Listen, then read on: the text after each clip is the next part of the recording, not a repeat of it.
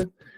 Então, para quem não me conhece, me chamo Alexandre, sou médico de família, coordeno a residência de medicina de família e comunidade, e que é uma entidade conselheira, né, do município. E pensamos, então, junto com o conselho, nesta atividade, que é uma atividade, não vou dizer que única, porque já tem em outros lugares que tem uma atividade semelhante, mas é uma atividade inédita, pelo menos no nosso município, que é um curso de educação continuada voltada para conselheiros municipais de saúde, né? Então, a ideia daqui é uma troca, né? A gente trocar saberes, né? Cada um tem os seus saberes, a gente vem contribuir com os nossos. Uma ideia é a gente compartilhar a história do SUS e com isso, qualificar o nosso Conselho Municipal de Saúde, que é o nosso objetivo, certo? Então, agradecer desde já ao César, ao seu Jaime, a Thaís, por terem comprado a ideia já de pronto, né? E hoje a gente tem, então, 3 residentes de medicina de família que estão passando pelo estágio do conselho, que é o Vitor, a Xanade e a Beatriz, e que vão conduzir esse primeiro momento do nosso curso, tá?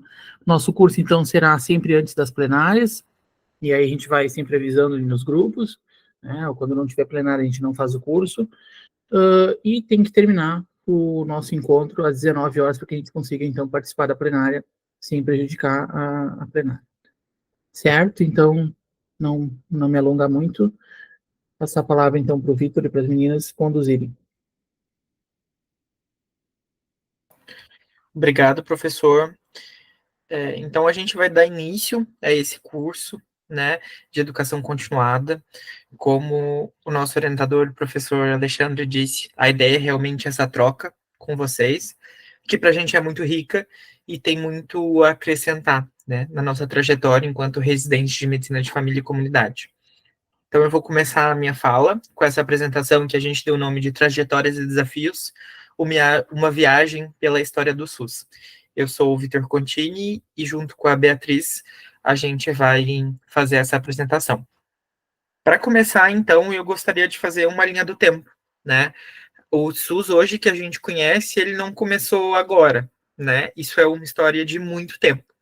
Então, com essa linha do tempo, da gente pensar como é que se foi dado esse processo, eu gostaria de apresentar um pouco, assim, sem a gente aprofundar muito em aspectos teóricos, mas em a gente pensar juntos, né? O que foi esse processo.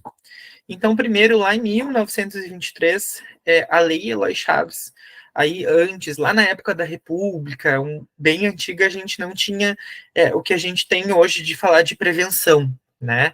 A gente, enquanto o Brasil tinha uma ideia mais hospitalocêntrica, não tinha a ideia de se promover saúde, vez ou outra, na época da revolta da vacina, tinha-se uma ideia de que poderia ter a prevenção, mas isso não era algo unificado, né?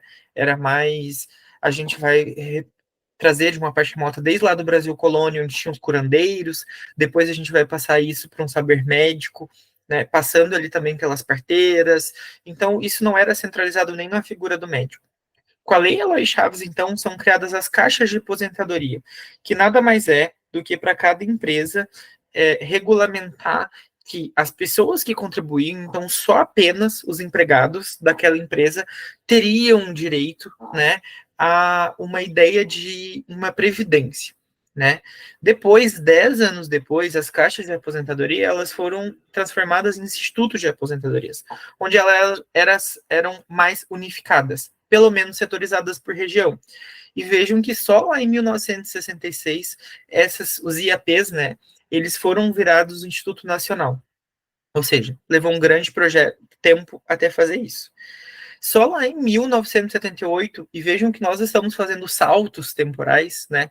A gente tem unificão desse instituto nos INAMPs, né? Que é o Instituto Nacional de Medicina e Previdência Social. Aí a gente começa a falar de uma assistência que, nesse primeiro momento, era só uma assistência para quem contribuía, não era uma assistência como a gente conhece hoje, né? Lá em 1978, então, a gente tem a Conferência Internacional sobre Cuidados Primários de Saúde, que aconteceu em Alma-Ata.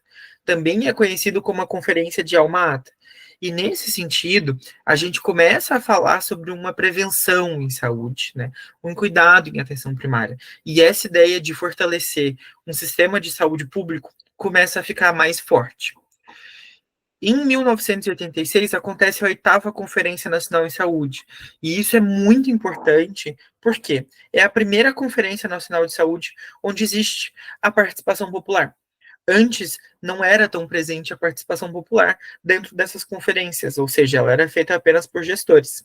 Aqui eu trouxe uma foto que eu achei bem emblemática da 8ª Conferência Nacional de Saúde, onde tem a participação popular, e no fim aqui da apresentação, eu vou apresentar um vídeo rápido, né, se der tempo, de 2 minutos, onde a gente vai ouvir um pouco sobre a participação popular. Nesse sentido, né, ali ainda, 2 anos depois, é instituída a Constituição Brasileira que cria o SUS, né, nos seus artigos. Em 1999, eu achei emblemático a gente colocar aqui o último caso de pólio do Brasil. Já em 1990, a gente tem a criação da Lei 8080 e a Lei 8142, que elas vão ajudar a regulamentar. Porque uma coisa foi em 1988, quando o SUS foi criado, né? Ele foi estabelecido, mas não se tinha muitas ideias de, beleza, nós temos um sistema, a saúde é um dever do Estado e direito, mas como é que isso vai ser feito? Como é que isso vai ser organizado? Então, vem essas leis para ajudar a regulamentar. A gente vai ter um próximo momento só para se debruçar em cima de como isso, dessas leis, né? Agora a gente está fazendo mais um panorama histórico. Aqui uma figura, então, de quando, né, a Constituição ela foi proclamada, né? E aqui dos artigos, então, de 196 a 200, que é quando se é instituída, que eu coloquei só até o 198. Então, no artigo 196 da nossa Constituição, que fala a saúde é um direito de todos e dever do Estado, garantindo mediante políticas sociais e econômicas que visem a redução do risco de doença e de outros agravos e ao acesso universal e igualitário às ações e serviços para sua promoção, proteção e recuperação. Então, a partir desses artigos da Constituição, se é criado o SUS. Em 1991, então, a gente tem a estruturação das redes de atenção básica com a criação dos agentes comunitários de saúde. Em 1992, a gente tem a primeira norma de operação básica, né, a NOB, que vai ajudar também a regulamentar como esses serviços estão funcionando. Em 1993, a gente tem a descentralização e municipalização dos serviços, né?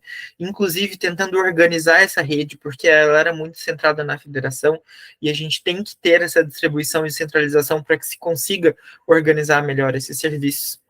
Em 1994, é a primeira vez que nós temos a estruturação da estratégia de saúde da família, que hoje é tão importante para o funcionamento das nossas unidades básicas de saúde. Em 1995, a gente tem a primeira vez a regulamentação do Sistema Nacional de Auditoria. Em 96, a redefinição do modelo de gestão do SUS. Então, a gente começa a pensar nos moldes de financiamento e como isso vai ser administrado. Em 97, a primeira vez que é criado o PAB, né, que caiu há pouco tempo, que era o piso de atenção básica.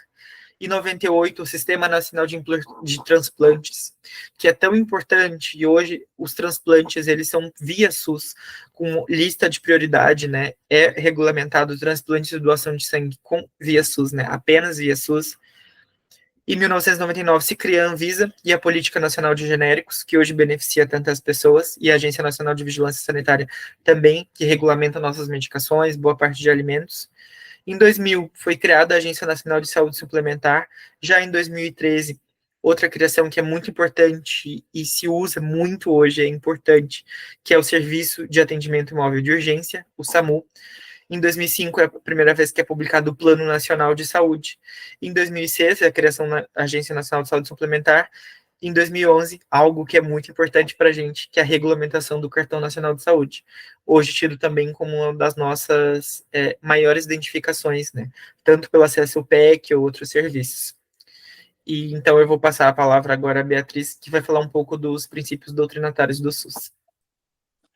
Vou começar então, vou falar dos princípios. Pode passar, por favor.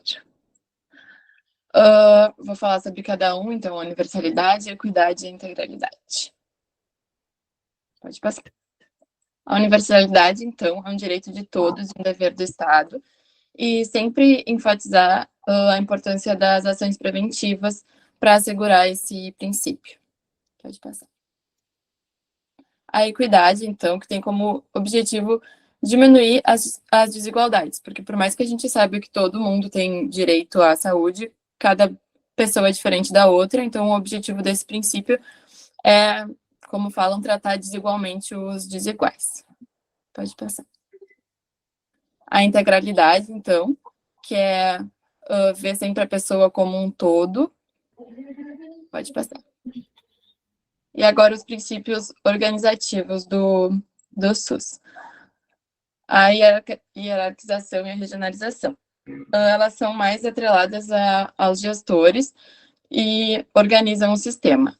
A regionalização é o que articula os serviços e a hierarquização é a divisão em complexidades, desde a atenção básica até a secundária e terciária. Pode passar.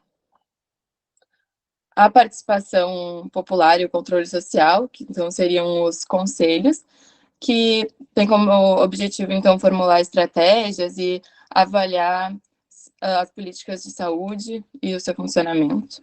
Pode passar.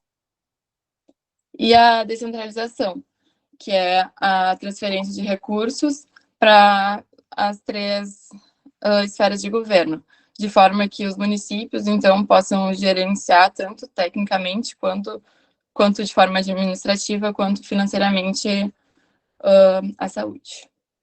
E é isso.